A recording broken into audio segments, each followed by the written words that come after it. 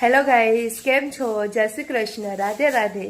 તો બધા તમે કેમ છો? બધા મજામાં જ હશો અને હું પણ મજામાં છું. તો બધા મારા ભાઈઓ મિત્રો, તમે મને આટલો બધો સપોર્ટ કર્યો છે, અગાડી પણ આવી જ રીતના સપોર્ટ કરતા રહેજો. તો આજે હું તમને મારા લડ્ડુ ગોપાલને બતાવું છું વિડીયોમાં. તો તમે જોઈ શકો છો મારા લડ્ડુ ગોપાલ. તો જો લડ્ડુ ગોપાલ, બધા દર્શન કરી દેજો.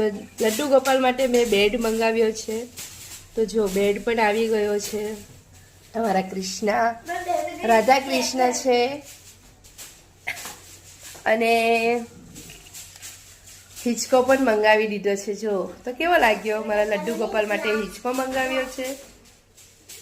તો એના માટે હિંચકા પણ આવી ગયા છે. પછી જો કપડા પણ મંગાવ્યા છે. મસ્ત મસ્ત કપડા આવ્યા છે મારા લડ્ડુ ગોપાલના. મારું લડ્ડુ ગોપાલ. પછી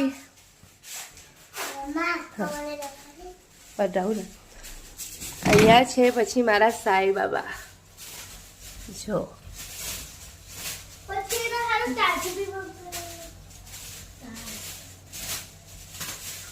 મારા સાઈ બાબા. તો બધા તમે કેમ છો? આરવ અહીં આવ. તો આરવને તમને મુલાકાત કરાવું. આરવ, બધાને જય શ્રી કૃષ્ણ, રાધે રાધે. રાધે રાધે. ચાલ ઋષાંગ અહીં આવ.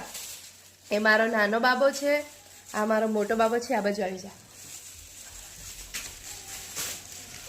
જય શ્રી કૃષ્ણ, રાધે રાધે. રાધે રાધે. કેમ છો? આવી જ રીતના અમને સપોર્ટ કરતા રહેજો. સપોર્ટ કરતા રહેજો.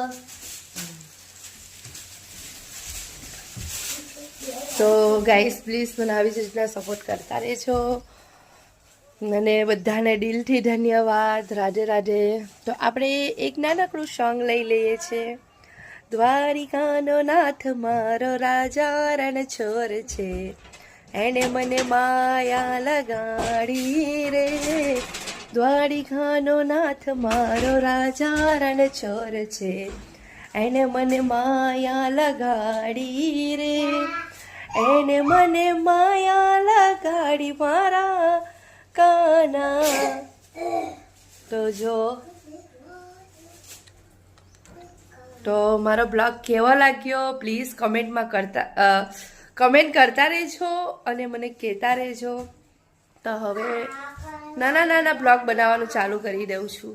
તો પ્લીઝ આવી જ રીતના સપોર્ટ કરતા રહેજો. જય શ્રી કૃષ્ણ, રાધે રાધે, ઓમ સાંઈ રામ. તો બાય.